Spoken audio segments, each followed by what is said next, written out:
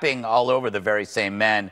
The video featured sinister males bullying and sexually harassing what Gillette calls toxic masculinity. Yes, toxic masculinity, the term of endearment embraced by dismal teachers' lounges everywhere to smear an entire gender. Apparently, Gillette execs must have been reading Teen Vogue. Bullying. The Me Too movement against sexual harassment. Toxic masculinity. Is this the best a man can get? Is it? It's likely happening here in bullying, a problem. We can't hide from it. Sexual harassment is taking over. It's been going on far too long. We can't laugh it off. Who's the daddy? What I actually think she's trying to say. Making the same old excuses. Boys will be boys. Boys will be boys. Boys will be boys. But something finally changed. Allegations regarding sexual assault and sexual harassment. But she says it's And there will be no going back. Because we believe in the best in men. It's almost as if the people who make products for men hate men. So what is Gillette really trying to sell? Is it razors or itself? As the company loses market share to Dollar Shave Club, Gillette makes an ad that shafts the company's key audience just to score a few virtue points with the social justice mob. They say they're sparking conversation, but that's what they call it when they tie you to a chair and shout accusations at you, then ask you for money. But how enlightened is Gillette really? Look at these razors. The blue is for males, and the pink is for females. Talk about enforcing gender stereotypes. Now, the cowardly media, scared of the social media mob, backs the ad. Meanwhile, everybody else hates it. And Gillette will say it's because the ad spotlights bad male behavior, and we insecure rubes, we just can't handle it. No, it's because the ad sucks. Gillette didn't just condemn bad behavior, something most men do whenever they see it. It suggested the behavior represents the norm. It sold you out and judged you. Gillette said, you know, our consumers are beastly, and you should applaud us for being brave enough to say so. Sorry if we don't. We're too busy joining Dollar Shave Club.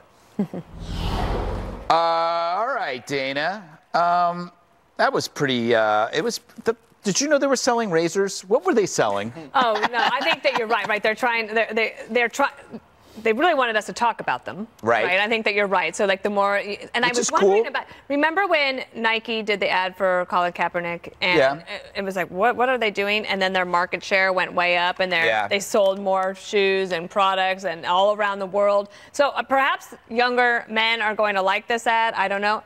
No, they are not. I don't know. I can guarantee you no man likes that ad. Also, I feel like, well, there needs to be more men in the lives of boys. Oh, that's a good point. In America. That would be a good ad. So men need to step up to the children that they father.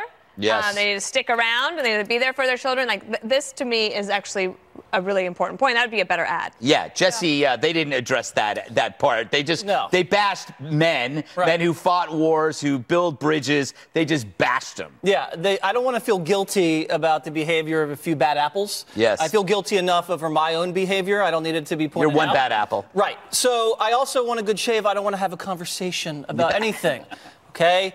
The point of a razor is they're talking about a brand. I want to know about a product, because you don't wear a razor. A razor is all about performance. It's about how it glides. It's about you don't get any nicks and cuts. It's about how nice the handle feels or how sharp it is. That's what it's about. I want to see the razor go down a man's face, and I want to see the cream come off like that. That's how I know it's good. I don't even know, like you said, what are they talking about? Who knows? This was, like you said, they're trying to suck up to the Madison Avenue people because they want to go viral, and they want everybody to be talking about how they're trending. But meanwhile, they're just making everybody feel guilty. Well, you know, Kitty, I think it's virtue signaling is now an insurance policy against social media mobs. They just know that they got to protect themselves, and they know that everybody in media and advertising is going to fall in line, because if they don't agree with it, then they could be persecuted. And they pull the ads, right? Well, it's just stupid. Like, who are you trying to impress, right? I mean, the entire ad is insulting the very people who are their customers, and I'm getting really sick and tired of men in this country being demonized because of the behavior of other men. There are things that women do that are bad too. And if we want to talk about toxic masculinity, maybe we should talk about toxic femininity. It exists. And toxic feminism, and the fact that taking men out of being masculine isn't going to make their behavior better. It's only going to take things that the country has built itself upon out of the picture and make the behavior worse. Men need men to show them how to be good people, to have morals and values. That doesn't mean they have to stop acting like men. Yeah, there could have been a positive message, Juan, but in this case it was negative. The assumption being that men don't have sisters, don't have mothers, don't have daughters, granddaughters, that we actually love women. In this case, we're just awful people. I really think you're off on this one. And I'm a guy, but I must say that when it comes to any talk about racism, the Steve Kings of the world, when it comes to misogyny, when it comes to bullying, you guys react like, oh, somebody's attacking the Republican Party. I'm like, what? No, that's BS. That is pure BS. That had nothing to do with racism or Steve King. You know what? You are so wrong. Oh, my God. And by the way, Juan, that is so pathetic. No, you that are is embarrassing. And you are out. You're embarrassing out yourself. Of keeping with a company that's here to make money, just like we're talked about. Yes, Nike. I agree. Just to make money. Just to make money. Will you just give me a second?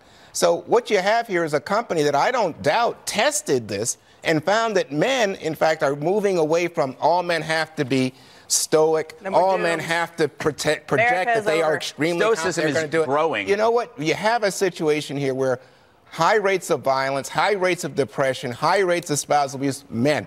Men understand that there is a change taking place. And I think it's also the case that as we see shifts in demographics about Hispanic men, black men, Asian men, that there's more and more open to the idea that, you know, it's a different definition of what it means to be Big Daddy in this country. That made no sense at all. Gillette is at the cutting edge of saying, hey, cutting edge. Good one, Juan. That was good. Yeah. That made no sense. Okay, how has the five aged in the past 10 years? We'll show you as we join the latest social media trend next.